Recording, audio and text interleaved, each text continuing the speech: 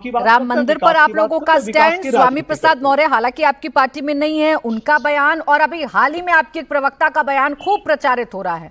अब वो किसके विरोध में है, किस जाति विशेष के विरोध में है, किस धर्म विशेष के विरोध में है, कैसे रामचरितमानस को लेकर आप लोगों की कुंठा सामने आ जाती है, ये किसी से छिपा नहीं है ना। लेकिन चले अभी आपका दामन साफ है, आप ये कह रहे हैं इंडिया अलायंस के नेता अगर कहते हैं तो वो गलत है। प्रेम शुक्ला जी जवाब दे दें जो राठी जी कह रहे हैं। वो कह रहे हैं भाई हम नहीं कहते, जो कहता है उसका हम उसके साथ नहीं है। पूरे अलायंस को क्यों बदनाम करना है, समाजवादी को क्यों बदनाम करना। स्वामी जी नहीं, स्वामी प्रसाद मौर्य जब समाजवादी पार्टी में थे उस समय उन्होंने रामचरितमानस की प्रतियों को जलाने का आह्वान किया था और मुलायम सिंह यादव के पुत्र श्रीमान अखिलेश यादव चुप्पी साधे पड़े थे। कभी उन्होंने जो है, और भाई रामदाना को मुलायम दाना किसने कहलवाया, सनातन का अपमान था कि नहीं था। रामदाना जो कहने शब्द है ना, जो प्रसाद है, उस रामदाने को भी मुलायम दाना कहलाने का कुकर्म 1990 में मुलायम सिंह यादव के मुख्यमंत्रित्व काल में हुआ। सरयू के जल को लाल करने के बाद उसका यश लिया गया। निर्दोष कारसेवकों के रक्त से सरयू मैया के जल को लाल करने के बाद श्रीमान मुलायम सिंह यादव विधानसभा प्रचार में खड़े हुए और उन्होंने कहा कि मैंने 16 हिंदुओं की हत्या वो तो मंदिर मुसलमानों को प्रसन्न रखने के लिए कराई थी।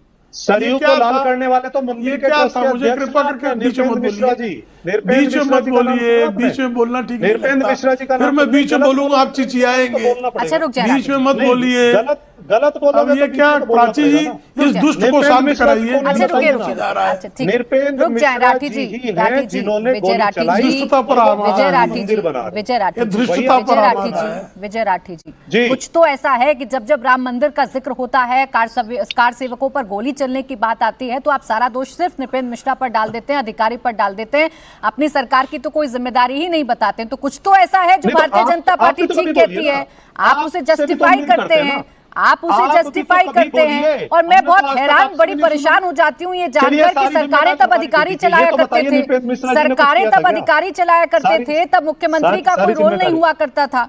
मैं तो बड़ी हैरान, बड़ी परेशान हो जाती हूँ ये जानकर। अब रुक जाए थोड़ा, जवाब लेने दें, जवाब लेने दें, उसके बाद एक एक करके बाकी मेहमान भी है, सब अपनी बारी का इंतजार कर रहे हैं। आवाज डाउन, बोलें जल्दी से प्रेम शुक्ला जी। प्राची जी नृपेंद्र मिश्रा ने तो कहीं जो है इस बात का श्रेय नहीं लिया कि वहां पर गोली चलवाई थी उन्होंने, लेकिन मुलायम सिंह यादव ने बाकायदा मुसलमानों की सभा में यह कहा कि मैंने 16 हिंदुओं की हत्या करवा दी। तो यश लेंगे मुलायम सिंह यादव, वोट बैंक लेंगे मुलायम सिंह यादव, दोष होगा अधिकारियों का। इसको दोहरा मानदंड कहते हैं। ये दोहरा मानदंड जो है यही समाजवादी पार्टी है सर। इस बात को, ये नमाजवादी पार्टी है भाई, इस बात को समाजवादी पार्टी वाले लोग मानते नहीं हैं और इनका यही कहना है कि जो आप कहें सिर्फ वही हिंदुत्व नहीं होता है। विवेक जी रुक जाए, Rathi ji, please wait for your turn. यही तरीका होता है डिबेट करने का। और आप प्रामाणिकता के साथ, फैक्ट्स के साथ अपनी सरकार में जो काम किए गए थे उसको रखिएगा। मैं आपको मौका दूंगी, उससे पहले बाकी मेहमानों को ले आती हूँ। आवाज डाउन, एक सेकेंड, आवाज डाउन। अब विवेक जी सबक क्यों नहीं लेते हैं या सीख क्यों नहीं लेते हैं? बार बार सनातन का विरोध करना, सनातन के खिलाफ जहर उगलना, उसे डेंगू मलेरिया बताना या उसे खत्म करने की परिकल्पना करना भारी पड़ता है कि नहीं पड़ता है? नहीं पड़ता, क्योंकि देश को अगर सेकुलर कॉन्स्टिट्यूशन को आपको प्रोटेक्ट करना है तो स्टैंड तो आपको लेना पड़ेगा। तमिलनाडु की लीडरशिप ने भी स्टैंड लिया, तमिलनाडु की जनता ने भी स्टैंड लिया। कोई किसी धर्म के खिलाफ नहीं है, कोई हिंदू धर्म के खिलाफ नहीं है।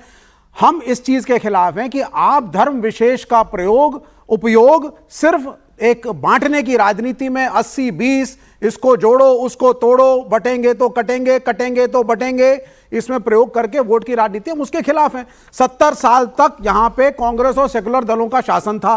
क्या मंदिर नहीं बने, क्या पूजाएं नहीं हुई, क्या व्रत नहीं रखे गए, क्या नवरात्रे नहीं मनाए जा रहे थे, क्या जुलूस नहीं निकल रहे थे, क्या शंकराचार्य नहीं थे, सब कुछ था। हिंदुत्व जहां था वो आज भी है। लेकिन अब फर्क यह आ गया है कि अच्छे हिंदू होने का मतलब होता है इस्लाम और मुसलमानों को क्रिटिसिज्म करो, बुरे शब्दों का प्रयोग करो, उनके धर्म के ऊपर कटाक्ष करो, उनके घरों में झांक करके उनके बुर्कों पर और उनके समाज की जो रीतियां हैं उसका उपहास करो, बोलो साहब ये बड़ी बैकवर्ड कम्युनिटी है। इसके हम खिलाफ हैं। तमिलनाडु के अंदर जो जनता है उसमें हिंदू हैं, और कितने प्रतिशत हैं यहां मेरे मित्र बताएंगे मुझको, 50% से ज्यादा हैं, लेकिन सभी के सभी ने आपकी डिविजिव पॉलिटिक्स को नकारा, हिंदू धर्म को नहीं नकारा। तमिलनाडु के मंदिर हैं, पूजाएं चल रही हैं, घंटियां बज रही हैं, देवी देवताओं की आरती हो रही है, लेकिन भाजपा को रिजेक्ट किया। अरे और विवेक तीनों जी, बड़ी तो पार्टियां आपका जो आई आंकलन है हैं, ना, मुझे तो वहां रिजेक्शन दिख रहा है डीएमके का, मुझे तो वहां रिजेक्शन दिख रहा है, और टीवी का क्या दिख रहा है आपको? मुझे तो वहां स्टालिन का, मुझे तो वहां स्टालिन का रिजेक्शन दिख रहा है, मुझे उन लोगों का रिजेक्शन दिख रहा है जिन्होंने कहा था कि सनातन डेंगू मलेरिया की तरह है, उसे खत्म करना होगा। क्योंकि जो आप ये बताएं, चले आपके हिसाब से सेकुलरिज्म की परिभाषा आप मुझे समझा रहे हैं, ये सेकुलरिज्म की परिभाषा में कौन नेता है जो किसी एक धर्म को खत्म करने की परिकल्पना करेगा? क्या ये सेकुलरिज्म है?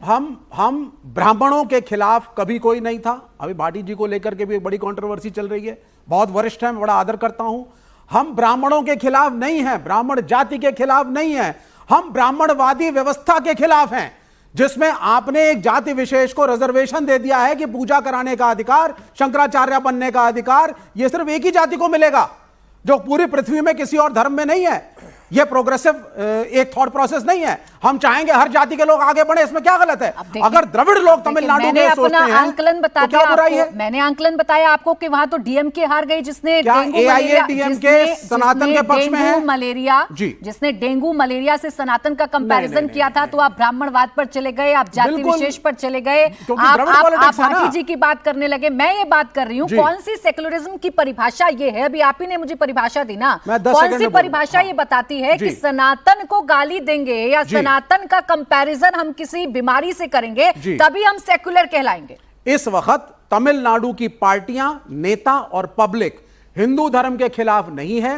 वो जिन शब्दों का प्रयोग कर रहे हैं वो कह जरूर रहे हैं सनातन, लेकिन हिंदू धर्म के बजाय वो नॉर्थ इंडियन बीजेपी ने जो रूप दे रखा है हिंदुत्व को और सनातन को, उसका क्रिटिसिज्म है। आप नॉर्थ इंडियन पर आ गए। क्या आप कहना चाहते हैं डीएमके के नेता कितना विभाजन करेंगे? आप इस देश को विभाजित करके क्यों विभाजित है ये देश? आप ये साउथ इंडिया और नॉर्थ इंडिया क्यों करने लगते हैं? सनातन साउथ इंडिया में भी है और सनातन नॉर्थ इंडिया में भी है। ठीक बात है।